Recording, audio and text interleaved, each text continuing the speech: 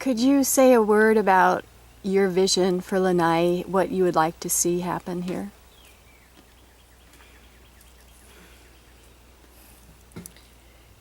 I know a lot of people are really worried about change because change can be very worrying.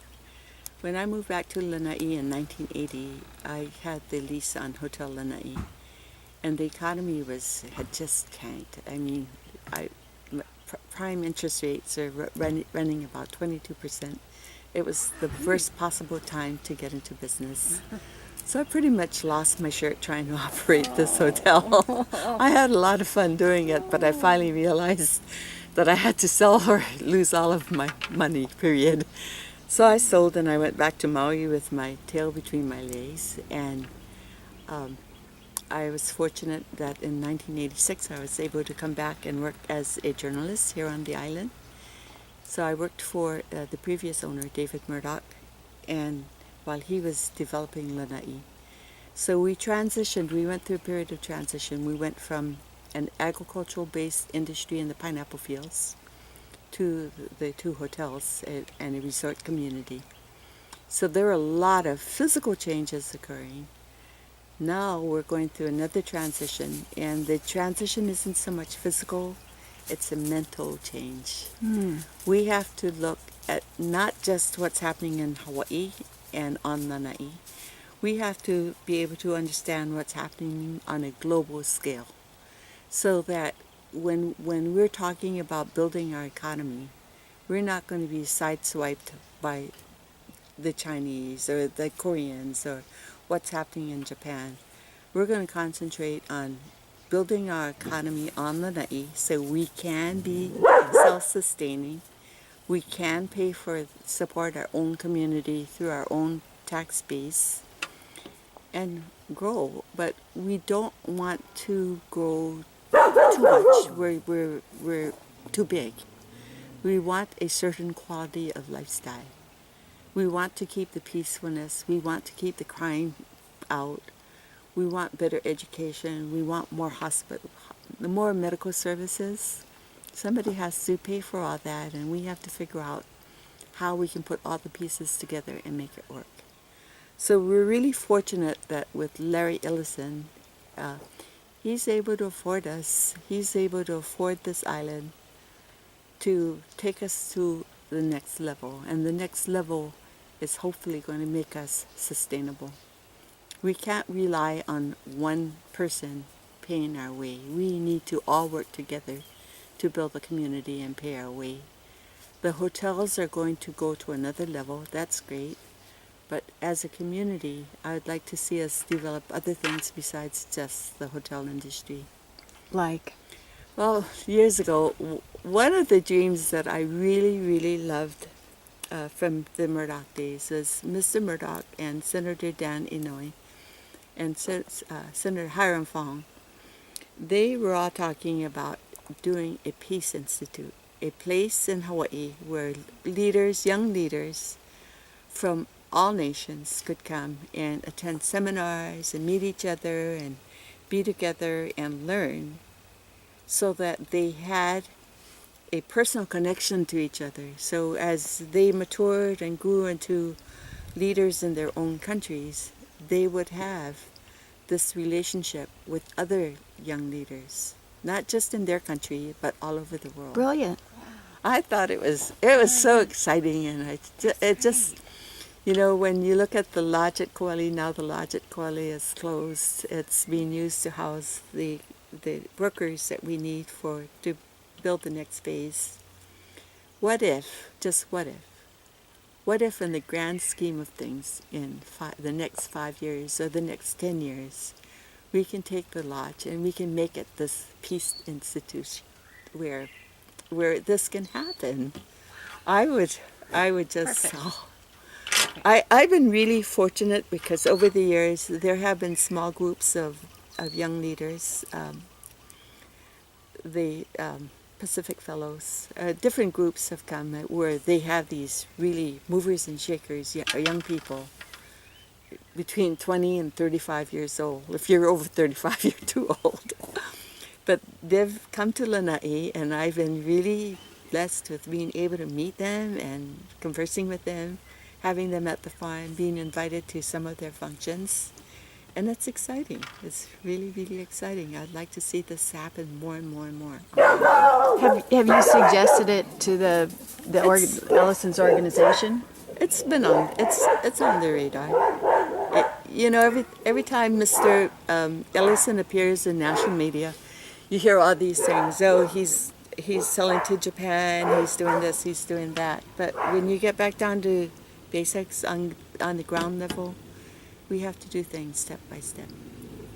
Get the permits in place, get everything in place, get people on board, and just do it from the ground up. And I think we're working toward that.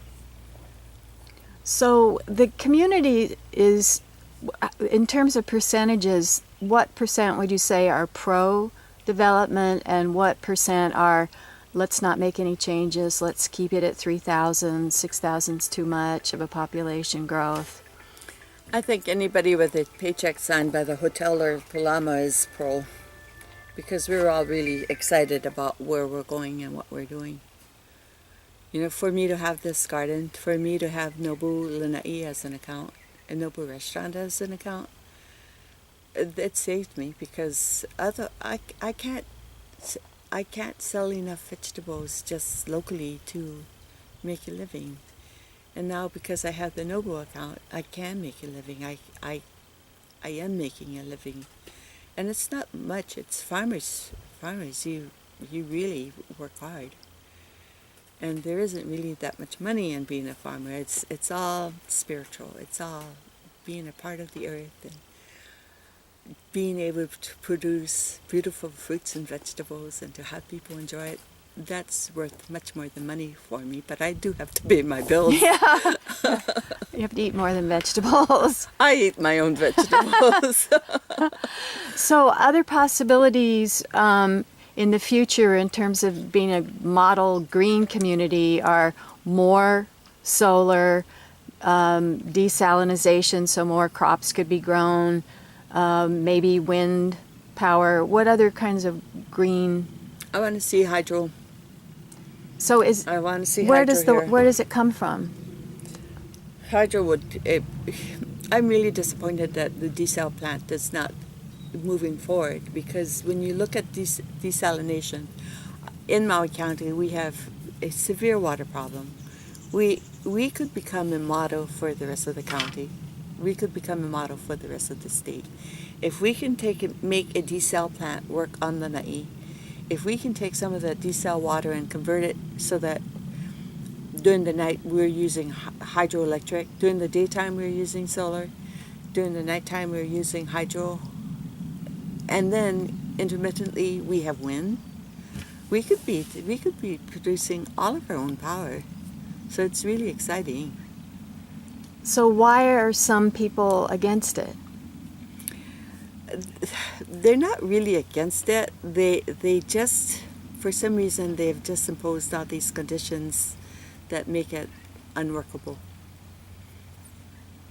And when Pulama Lanai brought in all of their experts to talk about the solar and how it works in other countries, it was really exciting. But it's also very technical information.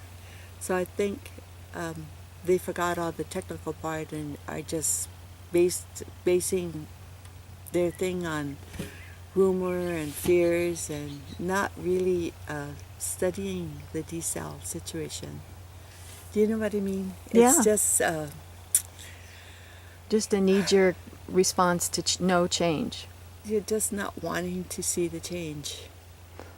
And why was there such opposition to Murdoch's wind farm idea? Because that seemed, I know there's a problem sometimes with birds getting caught up in in the wind machines, but why, I mean, that roused a lot of feeling.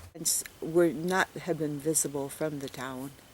You couldn't hear the noise from it. It was totally away from the community, but there was still a lot of opposition to it. It just divided the community terribly, and I was on the pro-wind side of the thing because I'm pro-renewable energy, And it was very, very sad to see the division. And instead of it quietening down or trying to reach a compromise on it, it just blew up.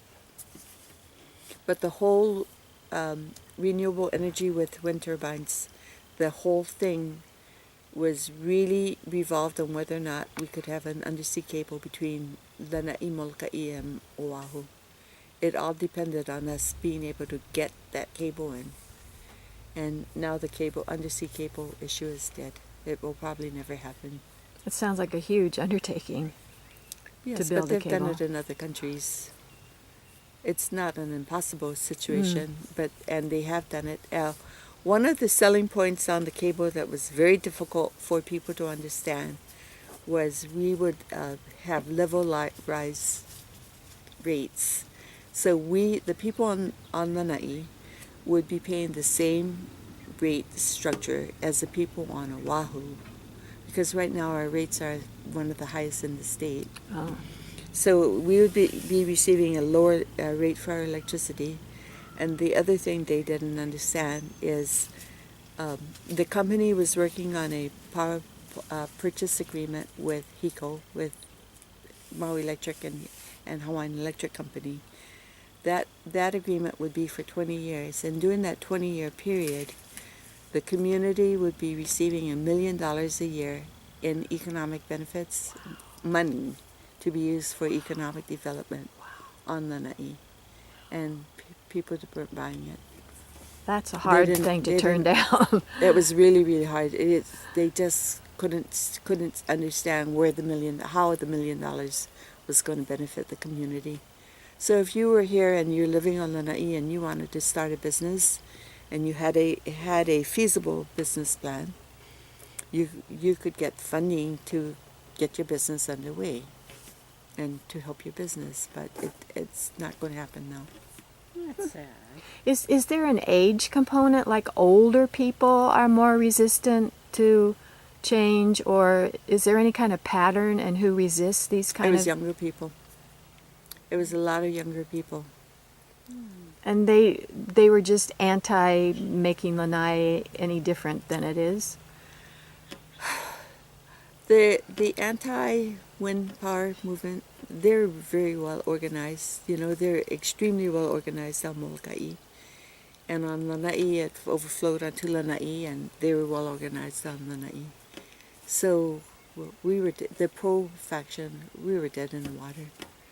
We didn't have the organization. We didn't have the organization. We weren't organized enough to counter the opposition.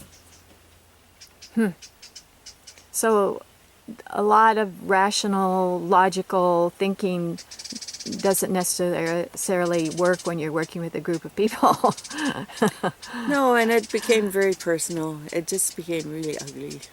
So it's like, I fully respect the rights of people to have different opinions. But I respect their right, and they should respect mine. So when I get called out because I'm pro-wind, I really object to that. I feel that I have a right to voice my opinion. What kind of labels do they use for pro-wind advocates? Not nice. It wasn't nice. Yeah. It wasn't nice. It was threatening at times. There was a rally where I drove past the rally, and it was threatening. It was ugly. And these are all people that I see on a regular basis, and I objected to that. So if you want to call me out, but let's Use our brains. face to face. Yeah, talk it over.